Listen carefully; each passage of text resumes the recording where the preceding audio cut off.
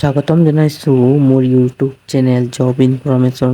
যিসকল ছাত্ৰ ছাত্ৰী 8 পাছ কৰিছে বা বেচেলৰ ডিগ্ৰী BA পাছ কৰিছে, সেইসকল ছাত্ৰ ছাত্ৰীৰ বাবে গভৰ্ণমেণ্ট ফালৰ পৰা জব আহিছে, যাৰ চেলেৰী 17,000 ষ্টাৰ্টিঙৰ পৰাই 43,000লৈ হ'ব পাৰে।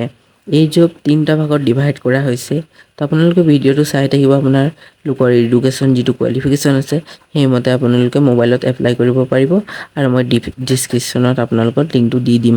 তো জব আহিছে 2টা ভাগত ভাগ কৰা হৈছে, যিটো ইংলিছ ষ্টেনোগ্ৰাফি, যিটো গ্ৰুপ বি, যাৰ 2টা পোষ্ট আছে, আৰু পিয়ন ডি, যিটো 14টা পোষ্ট আছে। ইংলিছ ষ্টেনোগ্ৰাফিৰ এডুকেশ্যন কোৱালিফিকেশ্যন কি লাগিব? তাক লাগিব বেচেলৰ ডিগ্ৰী পাছ, যিটো পাছ চাৰ্টিফিকেট থাকিব, সেইখন লৈ মোবাইলত আপোনালোকে এপ্লাই কৰিব পাৰিব। তাৰপাছত গ্ৰুপ বি, যিটো পিয়নৰ পোষ্ট আছে, তাৰ অকল 8 পাছৰ চাৰ্টিফিকেটটো হ'লে হৈ যাব, এপ্লাই কৰি ল'ব পাৰিব আৰামছে। ভিডিঅ'টো দীঘল হৈ গৈছে, মই ভিডিঅ'টো দীঘল নকৰোঁ, আপোনালোকে চাই ল'ব কি ইয়াত লিখা আছে হা।